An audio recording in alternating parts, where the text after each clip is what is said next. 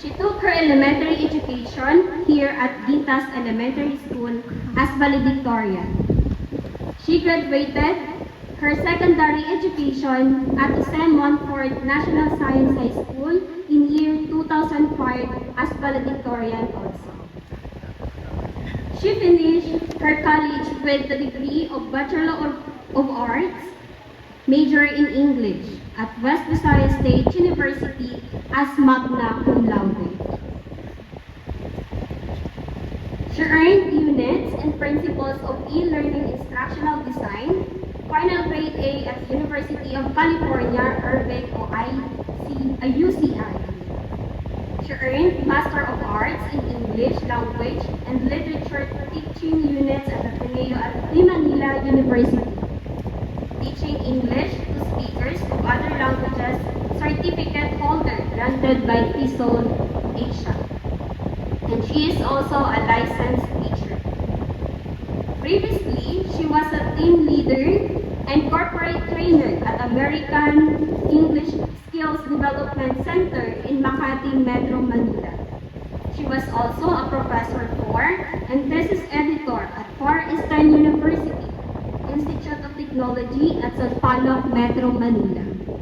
A corporate English teacher, trainer at Marno Navigation Malate, Manila.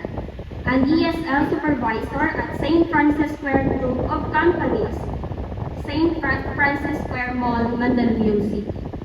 An online English teacher at Cyber English Class Tutorial Services at Ortigas Center, Pasig City. And an English tutor at Center of Foreign Languages at West Visayas State University, Iloilo City. Our guest speaker is currently working as learning designer at ePerformance, Contact Centers, and BPO at Scape Building, Pasay, Metro Manila.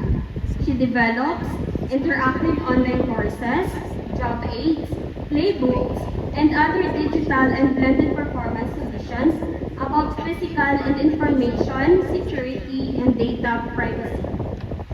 Scheduled management tools for leaders, and MS Excel advanced courses for employees. She also creates outlines, storyboards, and mock-ups for digital solutions design and produces visual elements and multimedia assets such as videos for online courses. Workshops, webinars, and presentations for PTO employees and leaders, and works with different consultants and subject matter. Ladies and gentlemen, without further ado, please join me in giving a warm welcome to exceptional Miss Niki S. Guitarro.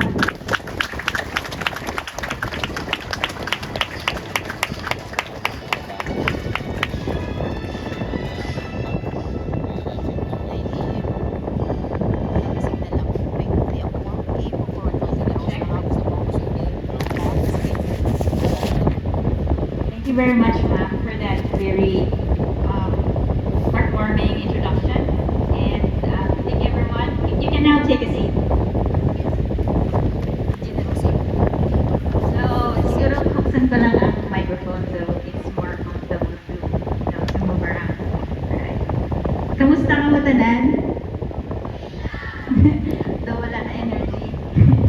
Alin pa siguro maaga yung di ba, yung mga preparations, mga papagwapa, papariban. Okay. Tanawabi yung mga katabi. Kamusta ka? Makutan mo siya.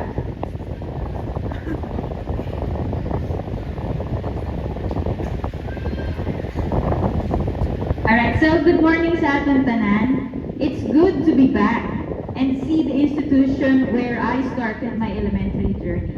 Diri ako nag-elementary. This is where I learned the first Ilonggo words after we moved from Manila. Words like ulan, apan, kanding, traktora, kag tugo. I remember my favorite spots in this school, the canteen. I'm not sure if the canteen is still over there, or before na siya that. That man gapon. Okay. And then, the garden. and the art and music classroom, and many more. Before I deliver my speech today, please be patient with me as I acknowledge the following people. First of all, I'd like to acknowledge and honor the presence of our God.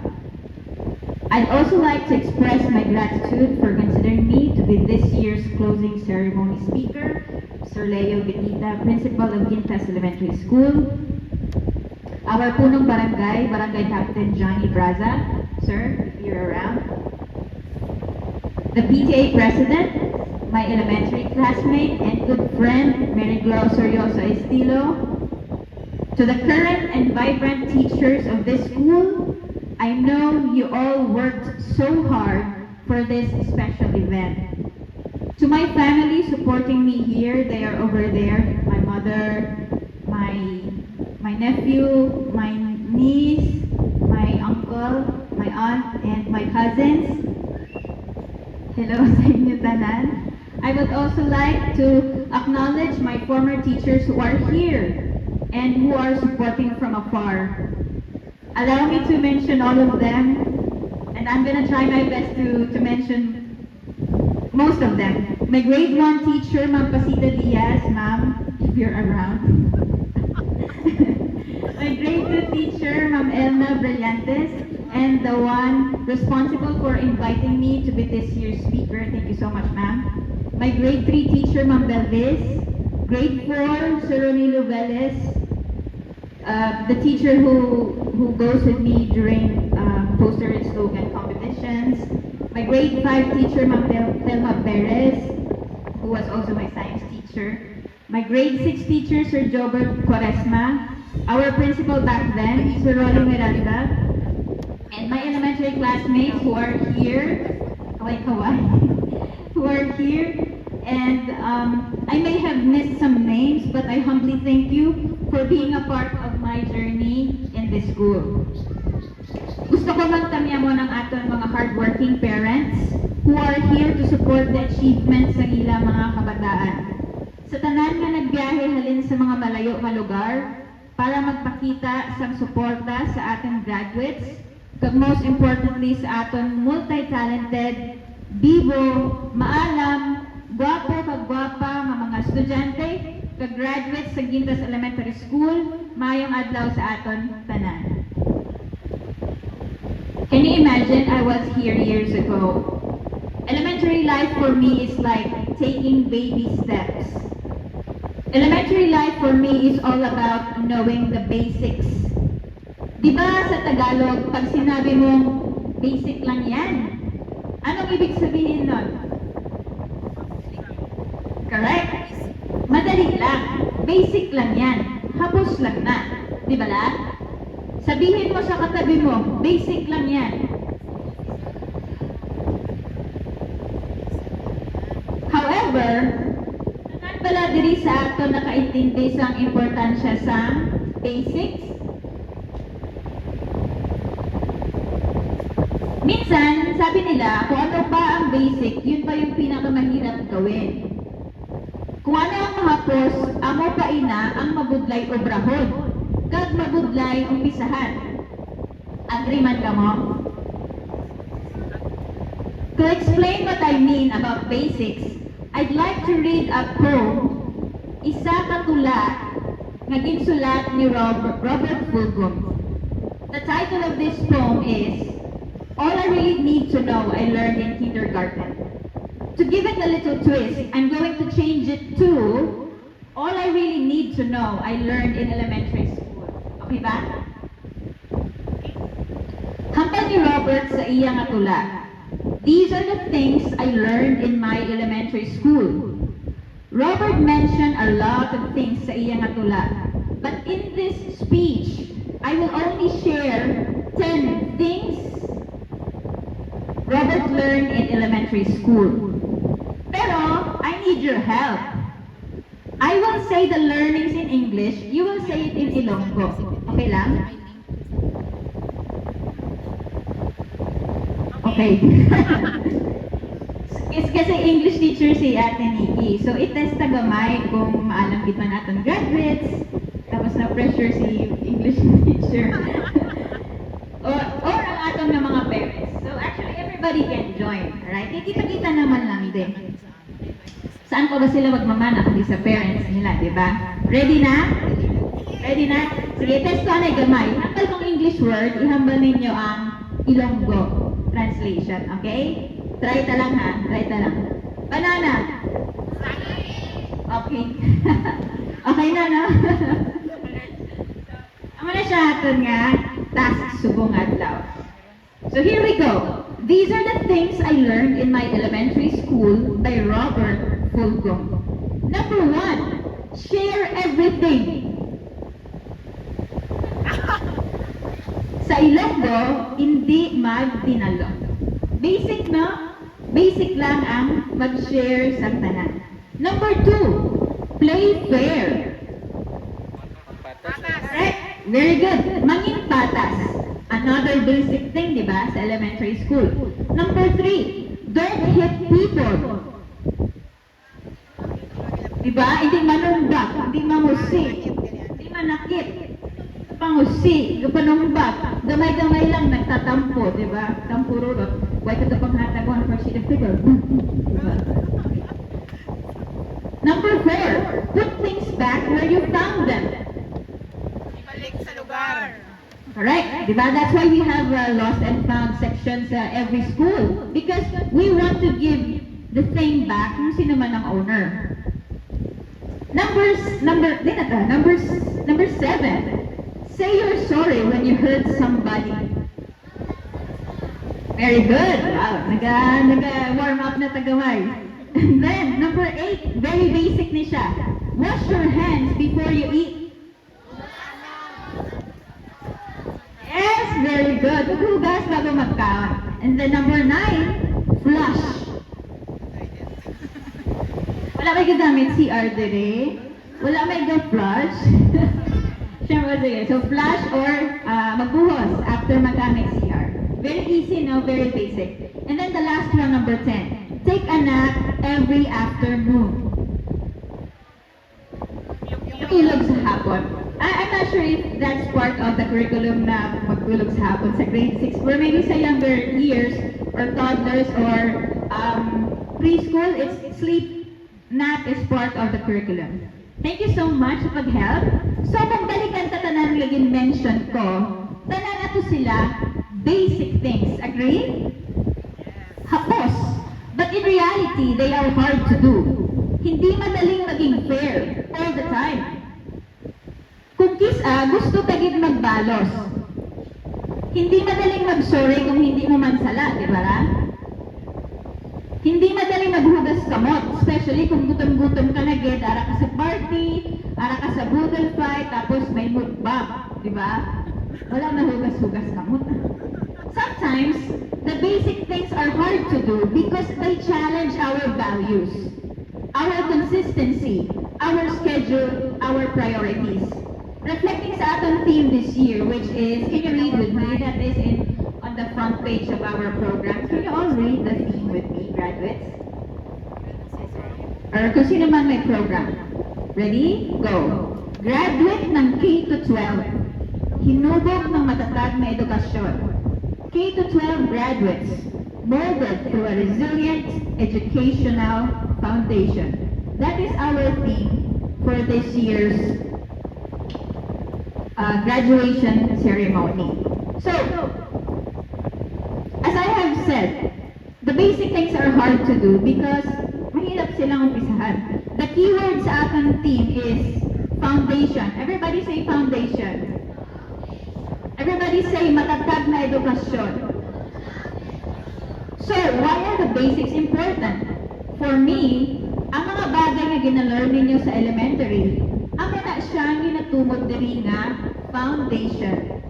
Matatag na pundasyon. I know, tanan diri sa aton, we want to academically excel. Get up on this stage. And we want to be recognized sa aton kaalam kag abilidad. Above all these things, let's not forget what elementary life truly teaches us. That elementary teaches us the foundation of life. Remember the basics? Share everything, play fair, don't hit people, things back where you found them. Clean up your own mess. Don't take things that aren't yours. Say sorry. When you hurt somebody, wash your hands before you eat. Can you remember during the COVID-19 height pandemic? Diba ginudlaan kita kung paano mag-wash ng hands? And then people were talking about it in social media na, oh, look at us, we're going back to the basics. Pero we all know every day how to wash our hands, di ba? But you know, you see the essence of the basics in here. When you learn something, before you can achieve greater things in life, this message is for you graduates, and I want you to keep this in your mind. Before you can achieve greater things in life, you have to master the basics, nanay. When you learn something, it starts with the basics, sa mahapos. Then, pakadto na sa next level, which is intermediate. Then, pakadto na sa next level, which is advanced. Pag sinabi mong advanced, ano na siya sa Ilocos? Sagad, di ba? Sabi mo sa katabi mo, sagad-sagad. Yeah. Tanan ka mo, believe it or not, magasagad sa isa ka bagay in the future. Pero never forget the basics. Remember atong team, matatag na pundasyon. Sabihin mo sa katabi mo, basic lang yan. Sige, check tayo na yung atong tupad kung basta natulugan na sila. Ito, subo man ang speech. Okay pa? Okay pa? Alright, speaking of basic things or basic values, I'd like to share with you a short story about a frog. So, may ari kita gamay nga props diri. Sino mahilig sa stories diri? Taas ka mo. Wala. Sino mahilig sa paka? Mas mahilig pa kamo sa paka kaysa sa stories. Pero okay lang. Alright. Sa science class ka, we catch tadpoles, di ba? Muna siya nung maybe frog. And then when you get to a more advanced level sa science class sa high school, you get to dissect the paka. I-buksan ng paka. I-examine, right? But we will not do that today. And then sometimes we put them in a jar and then we study them. Are you ready to listen to a short story? Okay. The title of this story is The Smart Frog. Can you tell the title sa tupad mo? The Smart. But before we do that, let's do a little bit of a yoga. Ito may pangoy-up na kina pa. Kabalo ka mo sang yoga? A yoga is a form of an exercise. It's a slow type of stretching. So I would be asking everybody, including the parents and guests, if you are able to stand up and let's do a little bit of a yoga with me. Okay lang ba? Okay. So this is really, really quick. And all you have to do is repeat after me. Okay? So the first thing is medyo ma-stretch ka gamay dira, and then we will push lang. Ready? Go. Push, and then up, down, and then paikot, and then push, and then push. Okay, mas tabi siguro pa may music na. Okay, sige. Palaka mo siyang 10 palaka, no? Amo na siyang yoga subok. Okay, ready? Dapat serious kita. May music ka. Ready, go.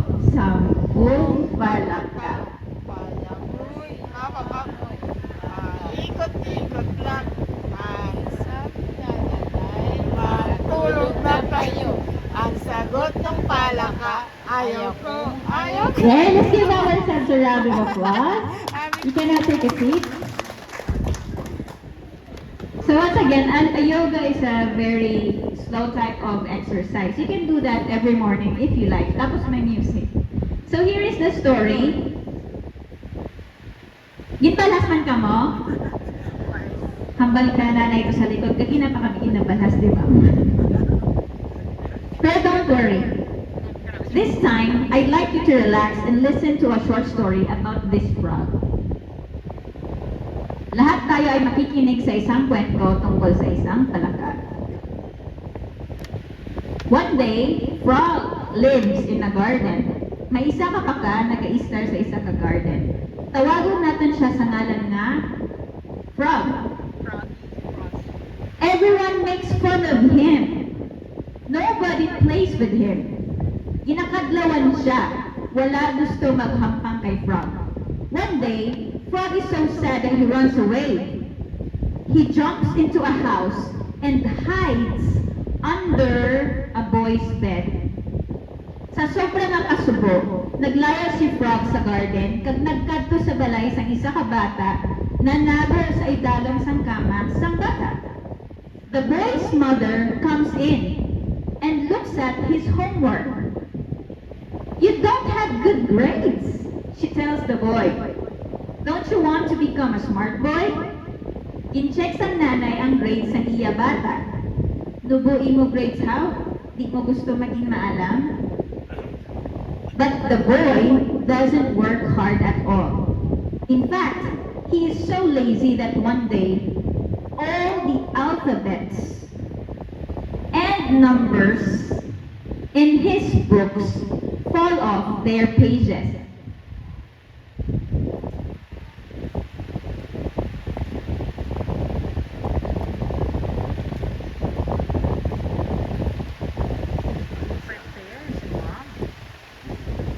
So ang bata porti katamat.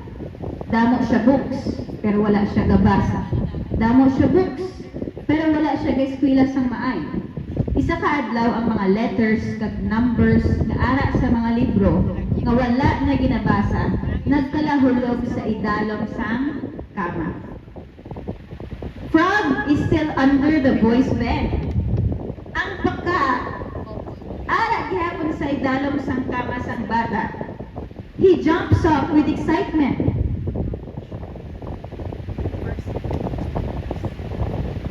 Sadya-sadya ang paka.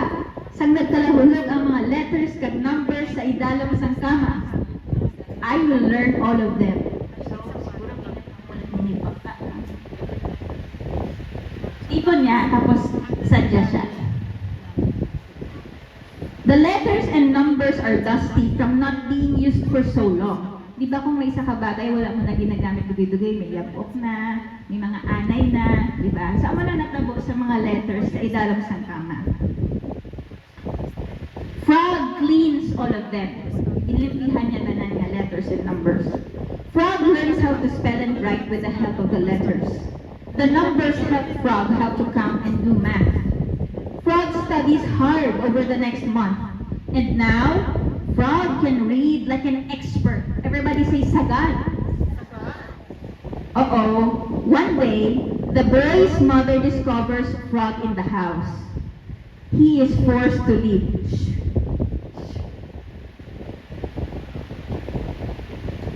But Frog has learned so much already and continues to learn back at the garden. Frog can read and write and do math, says the other frogs. Wow! Can you teach us, Frog? Ibang klase si Paka. The next day, the lazy boy opens his notebook. What? Where are all the letters and numbers? He screams. He doesn't know that Frog took all the letters with him and is now the smartest in the garden. The end. Did you like the story? Of course, in every story, there are important lessons that we need to learn. Let me share with you 3 things we can learn from the Smart Frog story. Important lesson number 1. What's the difference of the frog and the boy? The boy had many books. The frog didn't have any book. The boy was lazy. The frog was hardworking. It is not about the books. It is about what you do with your books. Why is reading so important? When your teacher tells you to read more, it shouldn't be a burden. The internet is available. Before, we rely on gigantic encyclopedias. My classmates can attest to that one. And even my teachers here. We line up in libraries. I remember it took me weeks just to borrow Harry Potter books from the library, and I would carry them home. They are very bulky. Take advantage of the internet and learn more. Important lesson number 2. What happened to the frog when the boy's mother found him under the bed? Did he insist to stay? Hindi, dali lang kuya, kahit tahuli ka kalahulog na letter. Here's a lesson for you. You cannot stay where you are. In order for you to grow, you have to move from one place to another. It is sad, but you cannot stay in elementary school forever. Sabihin mo sa katabi mo, walang forever. You have to move forward. You have to get more education, meet more people, fail a lot, and become a better version of you. Last important lesson, share. Help others. Sharing is like living a life with a purpose. Ano ang pulos kung ikaw lang maalam? Ikaw lang ang magaling. You have to understand that in life, you are not on your own. We are all fighting the same battles. Iba-iba lang ang level. Ang itsura, ang forma. There is no reward in being selfish. Sa kabuhi, hindi pa una-una makalabot sa finish line. It is actually about finishing well. It's not about comparing yourself to others. Tingnan mo yung katabi mo. Tulog ka, maayo. Yang mukhang yan ang future engineer ng Gintas Elementary School. Yang mukhang yan. Tingnan mo yung katabi mo, dali. Yang mukhang yan ang future doctor, teacher, police, or lawyer ng Gintas Elementary School. So never burn bridges. In the future, mahambal ka, classmate ko na siya. Wala na siya kapag hatag 1/4 sheeted paper. Or 1/2. You don't want to be remembered as the look. Wait, paper is not free nowadays. The look. Narinig niyo na ba yung joke na, ikaw, ano ang gusto mo paglaki mo? Gusto ko po maging teacher para makatulong sa kapwa. Ikaw, anong gusto mo paglaki mo? Ako, gusto ko maging doktor para makatulong sa kapwa. Ay, ikaw! Anong gusto mo paglaki mo? Ako po, gusto ko maging kapwa para matulungan ninyo ako. Kidding aside, when you share, it doesn't mean nga ikaw lang yung nagbibigay. Sharing is also about asking for help. Share burdens. Huwag mahiyang magtanong. So muli, this is Niki, a former graduate of this school and is still a student of all the basics in life. Congratulations, batch 2003. Madaming salamat.